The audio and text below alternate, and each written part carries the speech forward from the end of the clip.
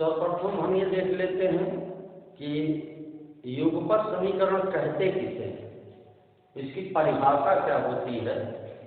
तो युगपत समीकरण दो अज्ञात चर वाले रैखिक समीकरण को युगपत समीकरण कहते हैं।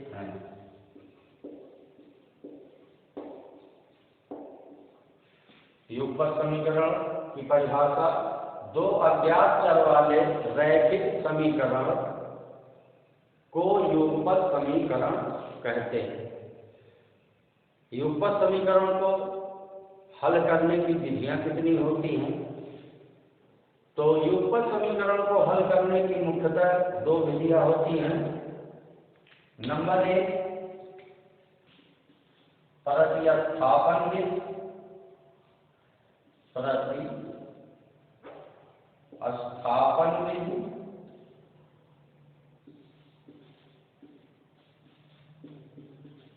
और नंबर दो, विलोपन विधि।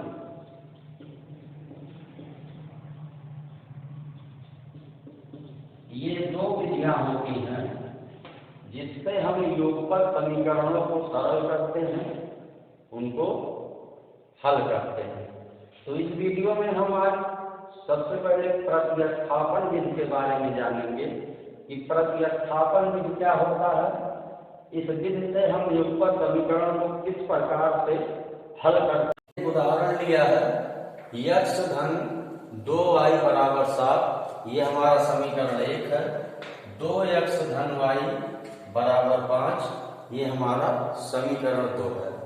अब हम इस समीकरण को प्रतिस्थापन विधि से हल करेंगे।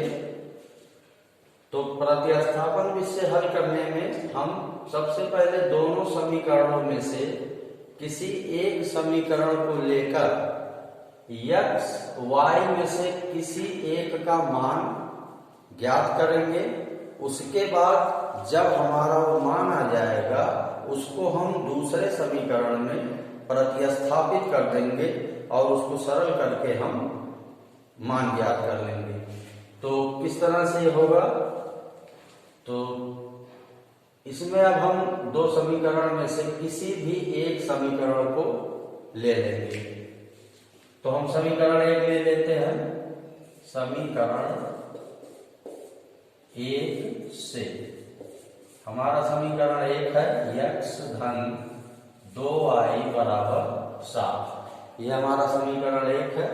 अब हम x y में से किसी एक का मान ज्ञात कर लेंगे।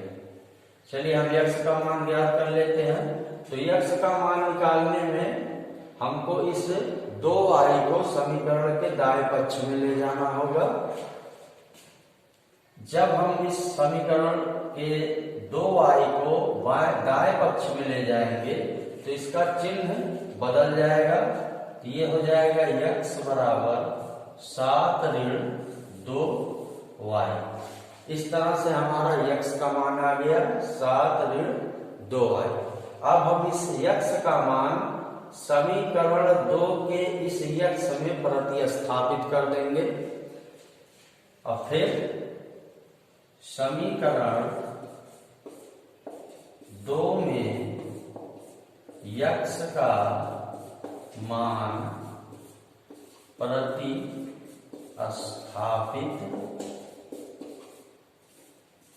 करने पर ये हमारा समीकरण 2 है। 2x धन y बराबर 5। अब इस समीकरण 2 के इस x के स्थान पे हम 7 ऋण 2y लिख देंगे। ये हो जाएगा हमारा 2 गुणे ब्रैकेट में हो जाएगा 7 ऋण 2y धन y बराबर 5। इसको सरल करेंगे तो ये हो जाएगा 2 सत्ते 14, ऋण 2 से 2 में गुणा होगा 2 दूना 4, y धन y बराबर 5। अब ये ऋण 4y है, ये धन y है, तो इस ऋण y में से ये y घट जाएगा तो हमारा बचेगा ऋण 3y। और यहाँ पे 14 ये ज्ञात राशि है, इसको हम समीकरण के दाएं पक्ष में ले जाएंगे और ये धन चिन्ह यहाँ पे है, इधर जाएगा जब ये दाएं पक्ष में तो इसका चिन्ह ऋण हो जाएगा। तो हमारा इस तरह से बचेगा ऋण 3y बराबर, ये दाएं पक्ष में ले जाएंगे तो 5 ऋण 14 हो जाएगा। अब ऋण 14 में से 5 घट जाएगा तो हमारा बचेगा ऋण 3y बराबर ऋण 9। ऋण दोनों पक्ष में है, इसको हम काट देंगे, हमारा बचेगा 3y बराबर 9, y बराबर हमारा होगा 9/3। सरल करेंगे, 3 एकम 3, 3 त्रिका 9, y का मान हमारा आ गया 3। अब इस y का मान हम किसी भी समीकरण में, चाहे समीकरण 1 में चाहे 2 में, किसी में भी इस y का मान हम प्रतिस्थापित कर देंगे तो हमारा x का भी मान आ जाएगा। तो इस तरह से समीकरण, मान लीजिए हम समीकरण 1 में y का मान रखते हैं तो हो जाएगा समीकरण 1 में y का मान प्रतिस्थापित करने पर, समीकरण 1 हमारा है x धन 2y बराबर 7, y का मान हो जाएगा 3, तो x धन 2 गुणे 3 बराबर 7, x धन 3 दूना 6 बराबर 7, x बराबर 7 ऋण 6, x बराबर 1। इस तरह से हमारा x का भी मान आ गया, x का मान आ गया 1 और y का मान आ गया 3। इस तरह से हम प्रतिस्थापन विषय युगपत समीकरण को हल करते हैं। अब हम जांच करेंगे कि जो हमारा ये मान आया है x और y, ये सही है या गलत है। तो जांच के लिए हम x और y का मान किसी भी समीकरण में, चाहे समीकरण 1 में चाहे समीकरण 2 में, किसी में भी हम समीकरण में, किसी भी समीकरण में हम इन x और y का मान रख देंगे।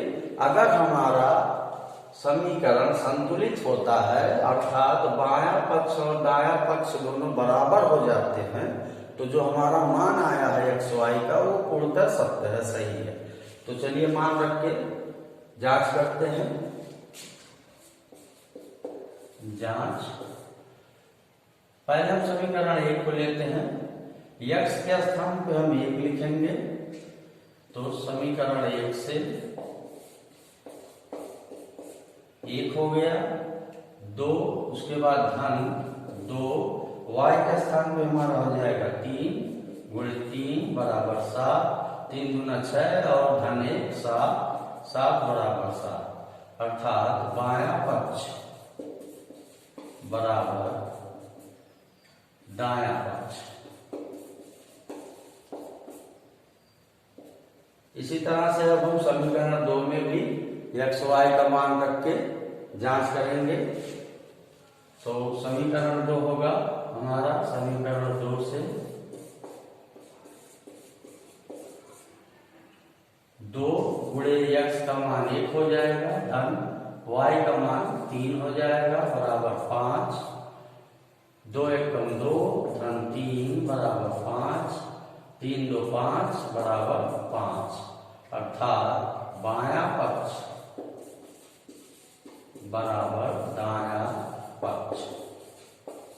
इस तरह से हम देख रहे हैं कि जो हमारा x y मान आया है ये पूर्णतः सही है, क्योंकि जांच करने पे हमें जो हमारा समीकरण था वो पूर्णतः संतुलित मिला, जिसमें दायां और बायां दोनों पक्ष बराबर था, जिससे हम ये सिद्ध कर सकते हैं कि हमारा ये जो x y का मान है ये पूर्णतः सही है।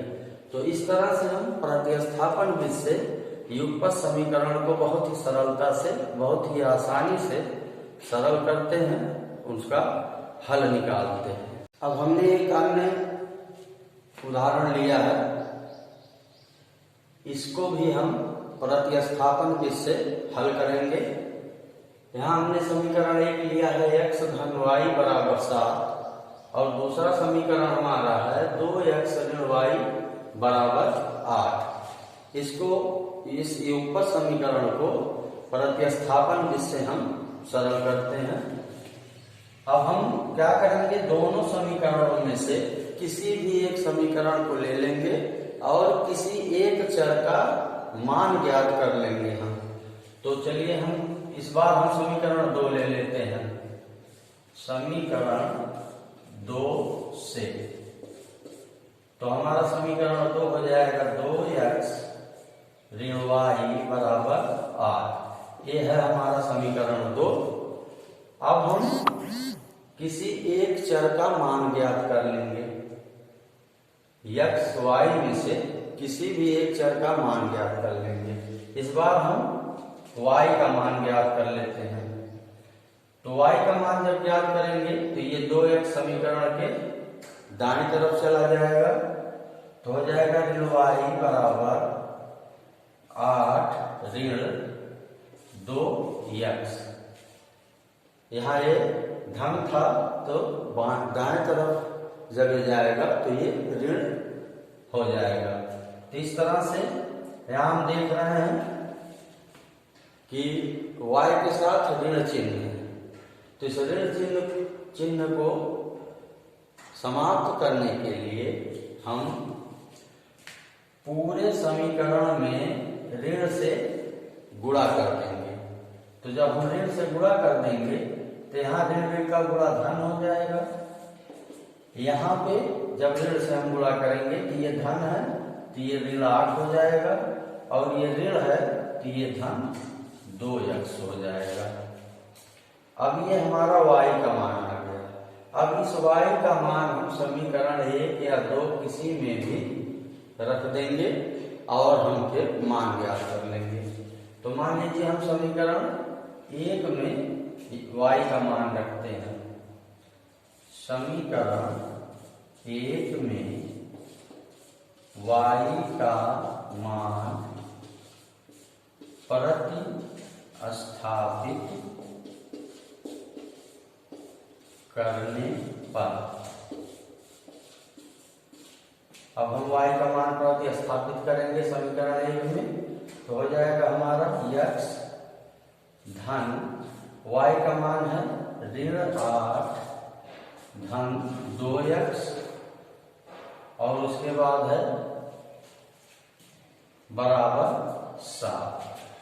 अब इसको हम सरल करेंगे तो ये हो जाएगा x और यहाँ हो जाएगा ऋण 8 धन 2x बराबर 7। ये धन 2x और x मिलके 3x हो जाएगा, और इस ऋण 8 को हम समीकरण के दाएं तरफ कर देंगे।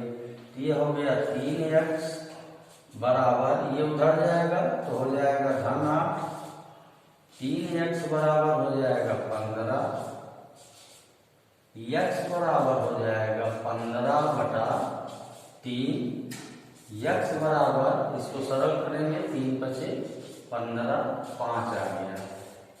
अब हम इस x का मान समीकरण 1 या 2 में किसी में भी हम प्रतिस्थापित कर देंगे और हमारा y का मान भी आ जाएगा।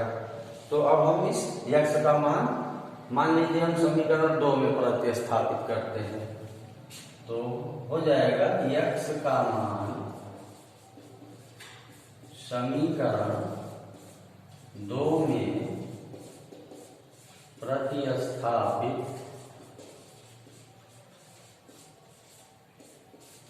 करने पर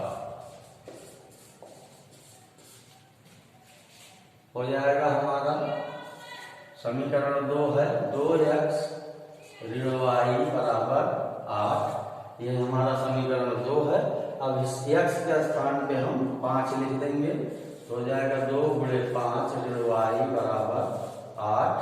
अब ये हो जाएगा 10 ऋण y बराबर 8 ऋण y बराबर 8। ये 10 उधर चला जाएगा ऋण 10 हो जाएगा ऋण y बराबर बचेगा ऋण 2। अब ऋण दोनों तरफ है तो हम ऋण को काट देंगे तो y बराबर हमारा बचा 2। इस तरह से हमारा x और y का मान आ गया। अब ये हमारा जो मान आया है इसकी हम जांच करेंगे कि ये मान सही है। तो x और y का मान किसी भी समीकरण में रख के हम जांच कर लेंगे। हम समीकरण 1 में x और y का मान रखते हैं समीकरण 1 से। तो हमारा समीकरण 1 है x धन y बराबर 7। तो मान रखेंगे हम x के जगह 5 हो जाएगा धन y के जगह 2 हो जाएगा बराबर 7। तो 5 2 7 हो गया बराबर 7। बायां पक्ष बराबर दायां पक्ष। इस तरह से हम कह सकते हैं कि हमारा जो x y का मान आया है ये सत्य है। इसको समीकरण 2 में भी रख के देख लेते हैं। x के जगह पे हम 5 रखेंगे तो हमारा हो जाएगा 5 दूना 10 और ऋण y के स्थान पे हम 2 लिखेंगे तो हो जाएगा यहाँ 10 में से 2 कम हो जाएगा बचेगा 8 और हमारे दाएं पक्ष में 8 ही है। इस तरह से हमारा समीकरण संतुलित होगा। तो ये जो हमारा x y का मान आया है ये पूर्णतः सही है। इस तरह से हम प्रतिस्थापन विधि से युगपत समीकरण को बहुत ही सरलता से बहुत ही आसानी से हल कर सकते हैं, उसका मान ज्ञात कर सकते हैं तथा उसकी जांच करके हम उसकी सत्यता को भी देख लेते हैं कि जो हमने प्रतिस्थापन विधि से समीकरण को हल किया है वो सही है अथवा नहीं। तो इसके बाद अब हम अगले वीडियो में विलोपन विधि क्या होती है और विलोपन विधि से हम समीकरण को किस प्रकार हल करते हैं इस चीज को सीखेंगे।